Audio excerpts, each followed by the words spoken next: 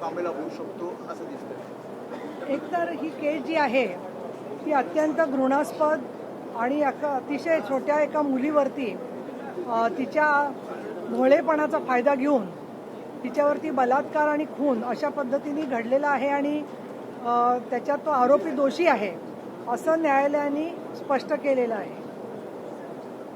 सगळे साक्षी पुरावे अगदी थोड्या दिवसांमध्ये म्हणजे 20 ते 25 दिवसामध्ये कोर्टाच्या समोर चालले आणि 29 तारखेला त्याचा अंतिम निकाल लागणार आहे. न्यायालय सुप्रीम असतं, ज्ञानी असतं. कायद्यामधून कशा पद्धतीने पुरावे समोर आलेले आहेत हे कायदा ठरवून मग न्यायाधीश सन्माननीय महोदय हे त्यातली शिक्षा देत असतात.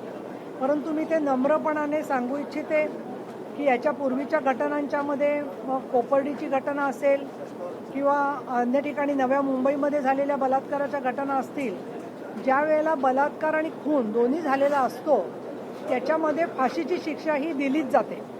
असा आतापर्यंत 2014 नंतर जो बलात्कार विरोधी कायद्यात बदल झालेला आहे त्याचबरोबर BNSच्या नुसार देखील हे स्पष्ट होतं. दुसरा महत्त्वाचा मुद्दा असा आहे, माझी माननीय न्यायालयाला विनंती आहे आणि याच न्यायालयाला नसेल इतर सुद्धा न्यायालयांना की वृद्ध लोकांनी मुलींची छेडछाड काढायची घटना स्वारगेटपाशी पुण्यात 8-10 दिवसापूर्वीच झाली होती. कल्याणमध्ये 2 घटना वृद्धांनी मुलींना बलात्कार केल्याच्या घटना झालेल्या आहेत. कालच जी कल्याणला घटना घडली तर टोमॅटो खायला देतो असं सांगून त्या मुलीवरती अत्याचार केलेला आहे. तर त्याच्यामुळे तो आरोपी वृद्ध आहे म्हणून त्याच्याबद्दल कुठलंही कनवाळू धोरण न ठेवता त्यांनी एका अट्टल गुन्हेगार तो आहे हे लक्षात घेऊन असे गुन्हे परत परत होऊ नये चिमुरड्या मुलींवरती या दृष्टिकोनातून न्यायालयाने तिथले साक्षी पुराव्यांचा विचार करून फाशीची शिक्षा द्यावी अशीच भावना माझ्या मनामध्ये आहे आणि आमची ती अपेक्षा आहे. आणि कुटुंब कोणीही त्याच्या सोबत आलेलं नाही. ज्या प्रकारे त्याला पण विचारलं न्यायाधीशाने तो सुद्धा निरुत्तर होता, काहीही बोललं नाही. मुळामध्ये त्याच्या कुटुंबाने त्याला बेदखल केलेलं होतं. तो कुटुंबाबरोबर राहतच नव्हता. आणि दुसरं असं आहे की कुणाला असं वाटेल, नातेवाईक फार थोडे असतील की ते निर्लज्जासारखे येऊन म्हणतील की हा बलात्कार करणारा आरोपी आमचा निर्दोष आहे आणि म्हणून मला असं वाटतं की कुटुंब आलं नाही काय हरकत नाही, पण त्याचे नातेवाईक इतर बलात्कार करणाऱ्यांच्या रूपामध्ये भरपूर समाजामध्ये फिरतायत आणि अशा शक्तींमुळेच अनेक वेळेला आरोपी पुराव्यांच्या अभावी सुटतात आणि म्हणून अगदी कुठलाही हा माणूस असा अंदाज नसतो आणि तो छोट्या मुलीवर झडप घालतो.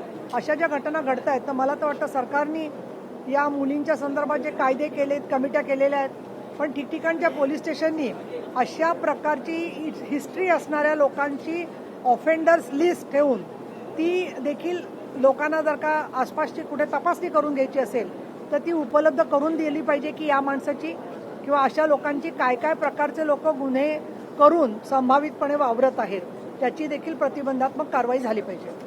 संभाजीनगरमध्ये एका चाइल्ड केअरमध्ये तिथं देखील लहान मुलांनी एकमेकांना मारहाण केल्याचं म्हणजे खरं तर व्हिडिओ खूप गंभीर आहे. या सगळ्या संदर्भात देखील काही महत्वाचे निर्देश देणार आहात का? कारण अशा घटना लहान मुलांमध्ये वाढतं अग्रेशन हा देखील खूप महत्वाचा मुद्दा येत्या काळात दिसतो. ते एक आहे की पाळणा घरांच्यासाठी एक आचारसंहिता असावी अशा प्रकारची भूमिका मी स्वतः सभागृहात पूर्वी आमदार म्हणून काम करत असताना घेतली होती आणि त्यावेळेला नव्या मुंबईच्या आयुक्तांच्या मदतीने तशी आचारसंहिता करण्यात पण आलेली आहे. राष्ट्रीय महिला आयोगाच्या वतीने देखील राज्य सरकारला तसे निर्देश देण्यात आले होते, परंतु ती काही कारणामुळे आचारसंहिता तशीच प्रलंबित राहिलेली आहे.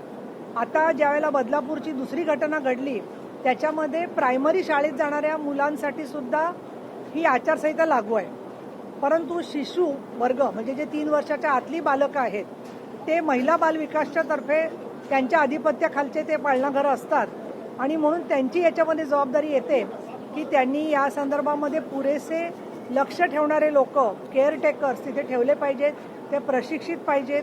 त्यांनी मुलांना शारीरिक कुठे मारहाण करू नये आणि काही हाल केले तर CCTVद्वारे पालकांना कळावं की आपल्या मुलांशी कसे वागतायत. अशा सारख्या सूचना फार आवश्यक आहेत असं मला वाटतं.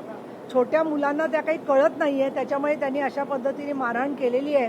परंतु मला असं वाटतं की ज्या प्रकाराने मुलांना टीव्हीचे ॲडिक्शन लागतंय आणि मारामारीसारखी टीव्हीवरती बघतात त्याच्यामुळे सुद्धा मुलांमधली हिंसात्मकता वाढते का काय याच्याबद्दल सुद्धा लक्ष देणं गरजेचं आहे.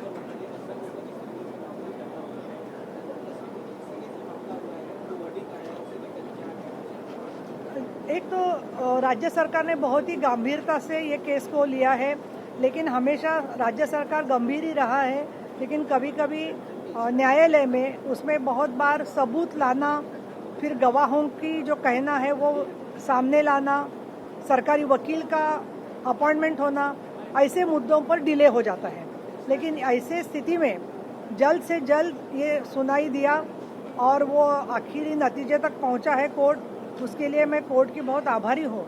और मेरी ये अपेक्षा है कि जिस तरीके से बीएनएस में बदलाव आए हैं और उसी के साथ साथ जो बलात्कार विरोधी कानून है उसके मुताबिक मर्डर और रेप नाबालिग लड़कियों पर करने के बाद में फांसी की शिक्षा हो सकती है.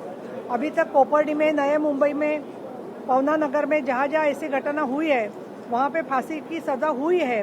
लेकिन दुर्दैववशात उसको अमल में लाने के लिए बहुत समय जाता है. तो वो कभी कभी समय हाईकोर्ट में फिर जाती है केस, फिर सुप्रीम कोर्ट में जाती है, और ज़्यादा दिन अगर वो आरोपी या जो गुनहगार है वो जेल में रहता है तो बाद में उसको बेल भी मिल जाता है. तो मेरी सरकार से ये, और खास करके सुप्रीम कोर्ट और गवर्नमेंट ऑफ इंडिया से ये मेरा रिक्वेस्ट रहेगा कि हाई कोर्ट के बाद में जब सुप्रीम कोर्ट में केस जाता है तब वो भी उसमें जल्द से सुनाई देना जरूरी है. और उसी के साथ साथ माननीय हमारी महामहिम राष्ट्रपति महोदय के पास में आखिर में जाता है वो कि क्या फांसी में वो दया दे कि नहीं दे. तो मेरी माननीय मैडम से बात हुई थी जब वो मुंबई आए थे, और उन्होंने कहा था कि मैं तो एक भी केस में ऐसी दया नहीं दिखा सकती हूँ.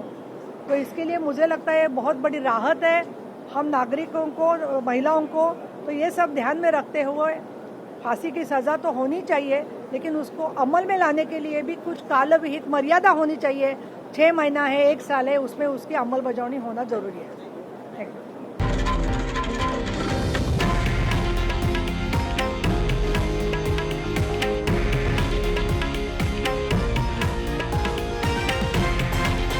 हे आहे देशातील नंबर 1 न्यूज नेटवर्क आणि आपण पाहत आहात TV9 मराठी, एकमेव.